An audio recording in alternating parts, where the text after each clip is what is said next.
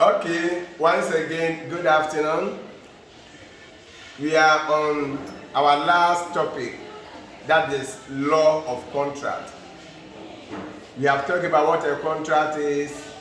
We distinguish between social agreement and domestic agreement and why domestic agreements are not enforceable. We have talked about types of contracts. Then we talk about the essential elements of a valid contract. Remember when we also talked about the types of contract, we made mention of simple contract, and I said the simple contract can take several forms. So we look at the oral, written, and the implied. When we were through with the essential elements of a valid contract, we started picking the one after the other. So we have dealt with agreement. No agreement, we have talked about an aspect of it, an offer. So we now know what an offer is, the rules of offer, counter offer, and then we talked about invitation to treat, inquiries, and so on and so forth. Then we were through with offer because we talked about termination of offer and then the rules. Today we are moving to another subtopic. Remember, agreement is made up of offer and acceptance. So today we are going to look at acceptance. By the end of this lesson, you should be able to define acceptance. So by the end of this lesson, you should be able to define acceptance. What is acceptance? And then give at least 4 rules regarding acceptance. So now let's go. What is acceptance? It's a very simple, straightforward concept. You know, you have made an offer, or somebody has made an offer. Then we say that other person should accept the offer. Then there is agreement. So what is that acceptance? Acceptance means that the offeree, you know who the offeree is. The person to whom the offer is made unconditionally assent to the terms of the offer. Offeree unconditionally assent. So we are looking at the offeree, the one to whom the offer had been made. If the person assent, so you see another word for that word acceptance is assent. You see, we don't use a word to explain the word. So you cannot say it is unconditional acceptance. Because when you say unconditional acceptance, then you are using the word acceptance to explain acceptance. So we then use a synonym, a word that can be used to replace the word assent. And when you assent to something, then it means you agree to it. You agree to it. So there are several synonyms. So when you unconditionally assent to the terms of the offer, then it means you have accepted it. What does that mean? If I made an offer to sell my car at 10,000 Ghana cedis, and you told me you were ready to buy the car at 10,000 Ghana cedis, then it means you have unconditionally assented to the offer, to the terms. What do I mean by the terms? Now I said one of the terms here is that the car is being sold at 10,000 Ghana cedis. And you are ready to pay 10,000 Ghana cedis. So you have assented to the term of the contract without any condition. If you have given a condition, then it wouldn't have been called acceptance. That's what you call conditional acceptance. And you remember we learned about counter offer. Conditional acceptance is equal to counter offer. So assuming you had said, I will pay 10,000 Ghana if you change the ties. You see, you have given a condition. And that condition you have given has nullified, has cancelled my offer. So there was conditional acceptance. And once there is conditional acceptance, then it means that it is not proper. And if it is not proper, it means there is no agreement between the two of us. So for there to be acceptance, then the offeree, without any condition, should assent to the terms of the offer. So once the offeree assent to the terms of the offer, then it means there is acceptance. So that is all that acceptance is all about. Acceptance is an unconditional assent to the terms of the offer. If I said I was selling a car at 10,000 Ghana and you said you would pay 9,500, like what happens between Hyde and Rent. You remember that case when he said that he was going to pay £950 instead of £1,000. That was a conditional acceptance, and it's the same as a counter offer. So note that one. Then we can also say that acceptance, we are looking at promise on the part of the offeree. You see, the offeror has made a promise to sell his car. Take note of that. The offeree too can make a promise to buy the car. So acceptance can also be defined as a promise on the part of the offeree, indicating his or her willingness to be bound by the terms and conditions of the offer. So the moment the offeree assent to the terms and conditions of the offer, then it means that the offeree is willing to be bound by the terms of the offer. So once he or she agrees that he's going to pay the 10,000 Ghana for the car, then agreement has taken place. So if he fails to pay, then that will amount to breach of the agreement, and the offeror can take legal action against the offeree. So that is that one too. Now, acceptance can take several forms, just as offer can take several forms. So acceptance can be oral, acceptance can be written, and it can be implied. So if you understood it there, it's the same thing here. So you can accept it by meeting the person orally and then tell the person that I'll buy.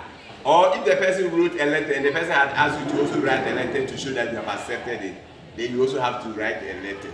Or it can be by your conduct. You remember I have explained this one to you. Somebody came to your house and the person saw your shoes. Remember that example I gave some time ago. The shoemaker polished the shoes and you paid the shoemaker. Another time the shoemaker came, picked the shoes. You have not requested for that service, and then you paid him again. Another time if the shoemaker comes and then picks the shoe, by your conduct, by your previous actions, it means that you have accepted that anytime the person comes, the person picks your shoes, you pay the person. So if another time the person came, pick the shoes, the person shine, you can't say, no, I will not pay because I didn't request for. By your action, by your conduct. What is that action? What is that conduct? Previously, on 2 occasions, or even more, anytime he came and you hadn't requested for, you paid the person, then by that one, you have agreed that anytime the person does it, you pay. That is implied. So that is for that one. And remember, oral plus written is equal to express. So that is that. So now, that is all that acceptance is. Now let's move to the rules of acceptance. Very simple. We have done some of them when we were talking about the that of offer, the postal rule.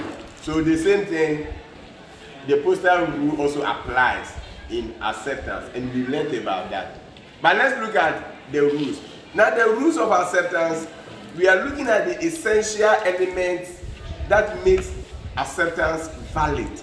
The essential elements that makes, or the essential elements that make acceptance valid.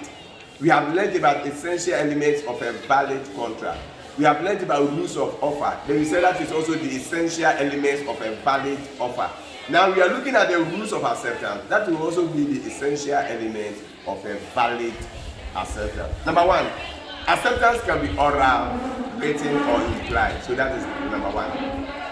But if the offeror, the one who made the offer, said that the acceptance will only take place if it is written, then that form must be complied with. If he said that, please, I'm selling my car at 10,000 Ghana cedis. If you assent to buy the car, write a letter to me. Then there can never be acceptance if you make it oral.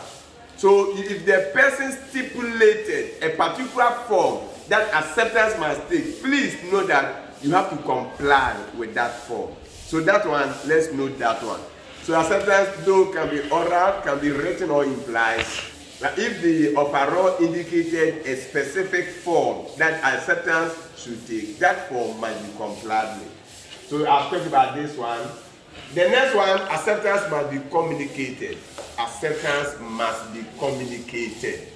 So without communication, there is no acceptance. If somebody has made an offer and you accept it, you have to communicate to the person. If the person has not communicated to you, then there is no acceptance. There is a case to support that if acceptance has not been communicated officially. Remember, the word officially is very important. We have learned about formal communication, informal communication. So if somebody makes informal communication to you, then that is not acceptance. And that is what happened in this case, Powell versus Lee in 1908. 1908. There was this case, Powell versus Lee. What happened? Very simple. The plaintiff, now you know who the plaintiff is. I hope you never said that the plaintiff is Lee. If you said that the plaintiff was Lee, you were wrong. You know that the plaintiff is the first one, so Powell, and the one who went to court, and Lee is the defendant. The plaintiff applied for a position to be a headmaster in a particular school. So he applied for headship position. Remember that he was not the only one who applied. Others also applied. And certainly if you apply for a job, you go for interview. So they went for interview. And the directors that served as the panel, he knew somebody, one of them. So after the interview, one of the directors informally told him that he was the one who went through. So they had chosen him. Remember, if the directors have told him that, or the director who told him is not the one who's supposed to give that information to him. So that was informal communication. So he relied on that he is the one that had been taken. And actually he was the one. But later they changed their minds and gave to someone else. When they gave to the person, he sued. Why did he sue? He sued because he was thinking that he had applied for a job. It had been accepted, and he was not given the job. It had been given to someone else. When he sent the case to court, he lost the case. Why did he lose the case? Because he made the offer to be employed as headmaster. They didn't communicate acceptance to him.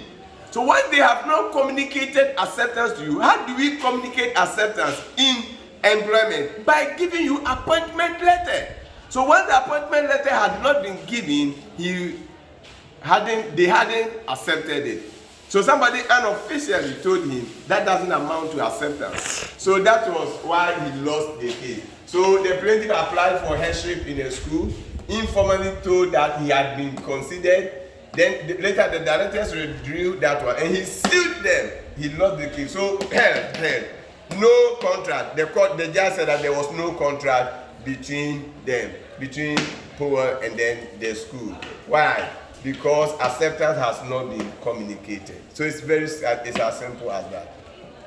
The third one, very simple. We have done that also. I wouldn't waste time here again. Acceptance, when there is acceptance by post, then the postal rule is applied. And you know the postal rule, what it says? Concerning offer and concerning acceptance. Let me read straight it. And you know that we learned that so far as the postal rule is concerned, for acceptance, the moment the letter of acceptance is posted or given to the postmaster with the right address and the right postage rate, then acceptance is deemed to have taken place.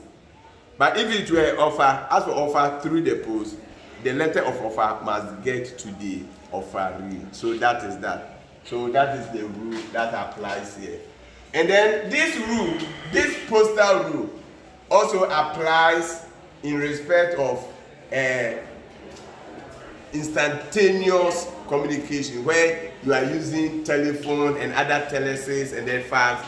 The moment you communicate the acceptance, for example, if I call somebody, the moment I tell you acceptance has taken place. If it were fax message, if I send fax message using fax machine, now this is a short form of what we call facsimile.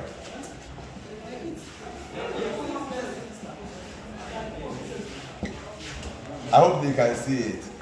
Facsimile. And the short form is fax. And what is that fax? It's a fax machine. The machine, if, for example, I have that particular machine, it operates on telephone lines. So I have a telephone number, you also have it, you have your fax machine. So if I want to send you a message, then I'll pick that document. I'll put that document in my fax machine as it is moving. So assuming, let's come here, let me demonstrate something. Here. Assuming this is the fax machine, then it has papers, it's like a printer. It has papers, but it operates through telephone lines. So the moment I put the document here, the document will be moving gradually from here to this place. And as it is moving, it will be scanning. It will be scanning. Then finally it will come out. The way it comes out, it has been scanned and copy has been sent to the other person I was sending the thing. So I know the person's telephone line, the line that the person is using. The person also has the machine. So when the thing gets there, the person has papers in the machine. So it will be printed. The moment it is printed, acceptance has taken place. So for fax and then other telesis, once it is printed in the other person's machine, then acceptance has taken place. So let's note that one too. The next one, very simple, straightforward. We have also done that one. The person who accepts an offer must be aware that the offer has been made. You cannot accept an offer if you are not aware that the offer has been made. You should be aware. You should be aware. You should be aware that the offer has been made. Let me give you an example. You remember the unilateral contract example where somebody goes to an FM station to make an announcement that his or her passport is missing, and that whoever finds and returns it will be given 500 Ghana cedis. Okay. Assuming you did not hear that message, and then you accidentally found the missing passport. The question is, you didn't hear that message. Do you qualify for the money? That is the question. The rule says the person who accepts an offer must be aware that the offer exists. The question is, were you aware that the offer existed? No, you were not aware. Once you were not aware, then you cannot accept it.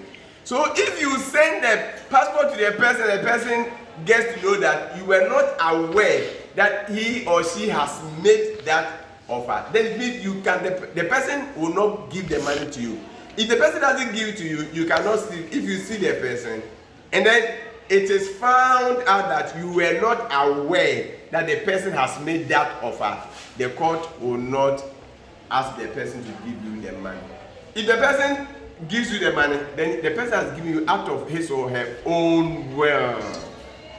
It is not because you deserve it, because you were not aware.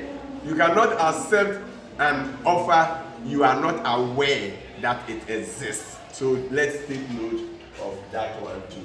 So ladies and gentlemen, that brings us to the end of today's lesson. Today we are looking at acceptance, and all that we were looking at are the meaning and then the rules. The rules, I've also said that is the essential element of a valid acceptance. And we have learned that acceptance means you have unconditionally assented to the terms of the offer. Or you have made a promise, and by that promise you are willing to be bound by the terms and conditions of the offer. Then we talked about the rules. We said that it can be oral, written, or implied, but whatever the case may be, if the offeror has indicated that acceptance should be by a certain form, then you have to comply with that one. If he said it should be written and you make it oral, there's no acceptance. If he said it should be oral, he said, please, if you are set to buy my car, contact me personally. Then you wrote a letter, acceptance has not taken place. Then we have also talked about the postal rule and how it applies. Then we also look at if it is a fax message or other telephone, how it is applied. And we also said that you cannot accept an offer if you are not aware that the offer exists. And we use Powell versus Lee to explain one of the rules that acceptance must be communicated. And remember, they hadn't communicated acceptance to Powell. That is why he lost the case. Somebody had already told him, but it was not formal, it was not official. You have to be given appointment letter if it were that one before you can do that. So that brings us to the end of today. So now let's look at our objective. So the question is, what is acceptance? Give any 4 rules of acceptance.